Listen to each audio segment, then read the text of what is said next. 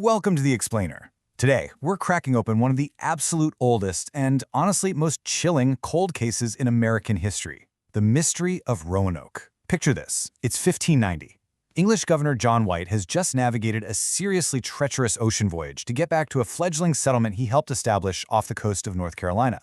He's expecting to be greeted by his family and the bustling activity of a growing colony. But instead, he steps into a literal ghost town. No settlers, no clues. Just a mystery that's going to endure for over 4 centuries. The entirety of the evidence left behind at the scene was just this. One single, cryptic word, Croatoan, carved deliberately right into a wooden post.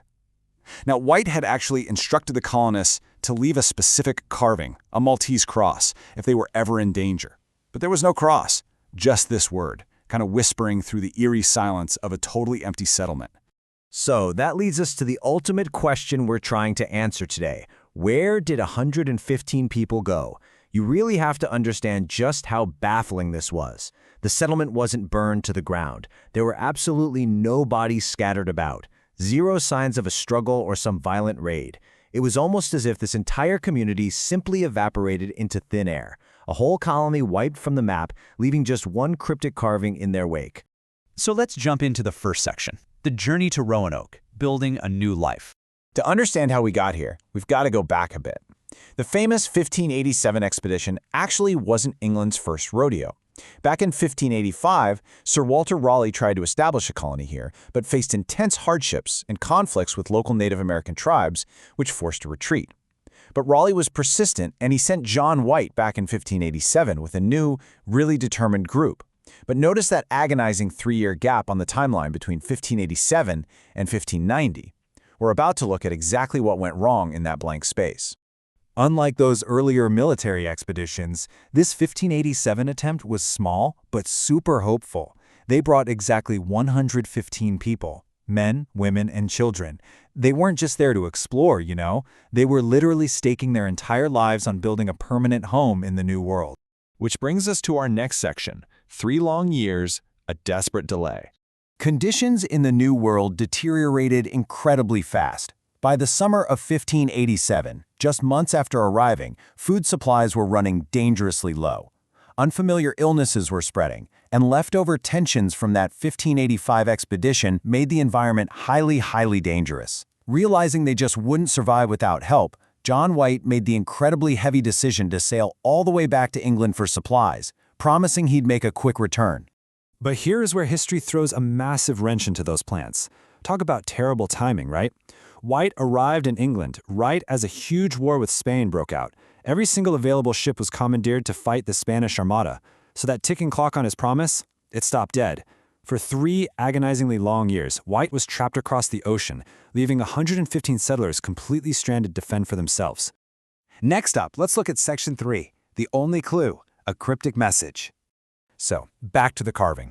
Croatoan wasn't just a random string of letters. It meant 2 very specific things.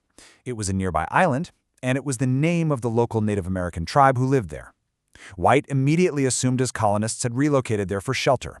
But despite his frantic searches of the island, he found absolutely zero trace of them. No clothes left behind, no shelters, nothing. I really want to reiterate how bizarre this scene was. Think about it. If they were attacked, where was the destruction? If they starved, where were the graves? There were no bodies and no signs of a struggle, just an eerie, heavy silence. The sheer lack of physical evidence dramatically deepens the mystery. Like, did they leave their camp willingly? Organized and under their own power? Or were they taken by force? Moving right along to Section 4, Theories of the Lost Colony, piecing together the puzzle. So, historians generally fall into 2 camps here. On one side, you have the violent theories, where they wiped out by hostile tribes, or perhaps the Spanish, who were also actively exploring the Americas at the time. Then, on the other side, we have the survival theories. Did these desperate, starving colonists move inland or successfully merge with the friendly Croatoan tribe, exactly like that carving suggested? And interestingly enough, there's actually some modern science backing up that second theory. Archaeologists have conducted these really deep excavations on and around Roanoke Island and the surrounding areas. In recent years, they've uncovered some truly fascinating artifacts. We're talking European materials mixed right in with Native American items. This heavily suggests that the settlers very likely interacted with and potentially even lived with the local tribes. It's a really tantalizing clue pointing strongly toward that integration theory. But we kind of have to ground ourselves in the frustrating reality of history. Because despite these intriguing artifacts and extensive modern archaeological digs, there's still no definitive proof. No European remains matching the colonists have ever been uncovered. There's just no concrete evidence to conclusively close this case file. The artifacts definitely hint at a story, but they don't confirm the whole shebang. And that brings us to our final section, an enduring American mystery, over 400 years of questions. I want you to really reconsider that central clue for a second. We look at the word Croatoan today, and we still can't say for sure what it meant to the person holding the knife. Was it a clear destination, like a forwarding address left for John White so he'd know exactly where to find them? Or was it a desperate distress signal, naming the very people who were taking them away? Its completely ambiguous meaning is the absolute crux of why the definitive truth may never be known.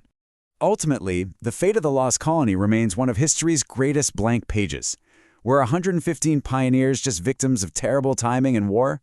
Or did they pull off a vanishing act so incredibly successful that we still can't track them down over 400 years later? The answer might literally still be buried out there in the Carolina dirt. But until we find it, keep questioning the history around you. Thanks for joining me for this explainer. I'll see you in the next one.